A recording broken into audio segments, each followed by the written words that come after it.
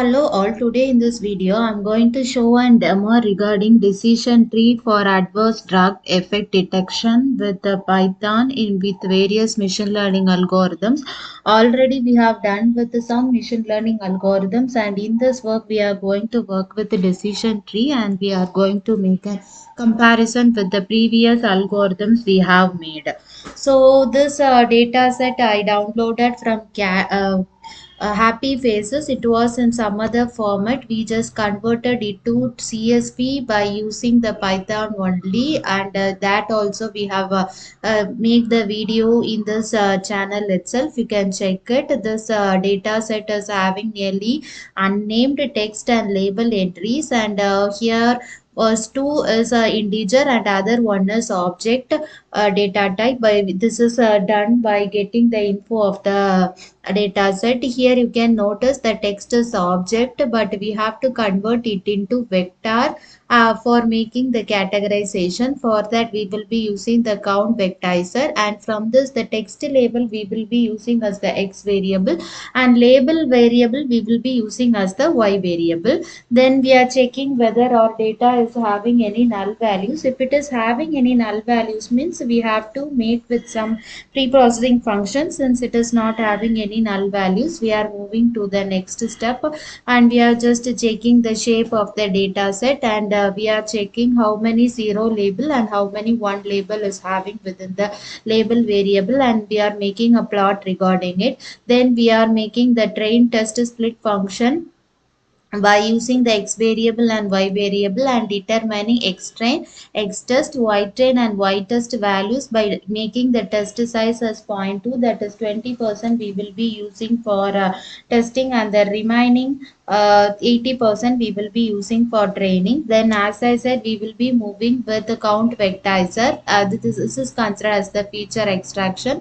The count vectorizer will just vectorize, convert the text variable to a vector, and that vector only we will be using as input to every machine learning classifier. So already we have worked with logistic regression and have plotted and confusion matrix plot, and also printed the classification report parameters and got an accuracy of 86%.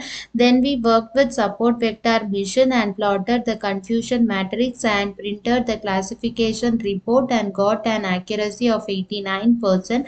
Then we worked with the Catboost classifier and plotted the confusion matrix plot and printed the classification report and got an accuracy of 86%. Then we have made a passive aggressive classifier, and then we have plotted the confusion matrix plot, and then we have printed the classification report parameters and got an accuracy of 82%. Then we worked with the random forest and plotted the confusion matrix plot and printed the classification report parameters and got an accuracy of 89%. Now in the previously we have worked with the naive Bayes and got an that two multinomial naive Bayes, and printed the plotted the confusion matrix plot and printed the classification report parameters and got an accuracy of 81%. Then we worked with the KNN and plotted the confusion matrix plot and printed the classification report parameters and got an accuracy of 78%. In this work, we are going to make the implementation of decision tree. Already I would have explained in many videos, like the difference within the machine learning algorithms is only with the libraries, others will be same only. So here we are importing the libraries which is used for decision tree, and then we are calling that a library within an variable. That variable we will be using for training by using the training variables, and testing by using by testing variables. For training we will be using the fit function, and for testing we will be using the predict function. Then we are declaring the confusion matrix plot. So this is the confusion matrix plot for the decision tree. You can notice our data set is having some big size, but here it is having some small size only because we have declared the confusion matrix with only the test variable, and test variable is using one 20% of the data, so only the value is very less.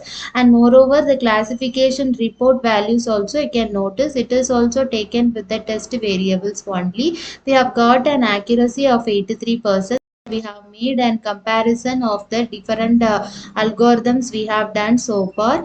It includes logistic regression, support vector machine, Catboost, passive aggression, random forest, naive base, KNN, and decision tree. All these algorithms we have made into an variable called models. This models we are making into a loop, and within the loop we are calling training the variables, testing the variables, and then we are declaring the values like accuracy, mean square error, and R2 square error, R2 square. And also we are just printing the training accuracy and testing accuracy of all the models which we have done so far within a single cell. So within this cell you can notice the training accuracy and testing accuracy of every models which we have declared so far. Then we have made an table comparison. Within the table comparison you can notice that the model with the best accuracy will be highlighted with the green color, and the model with the least accuracy will be highlighted with the red color.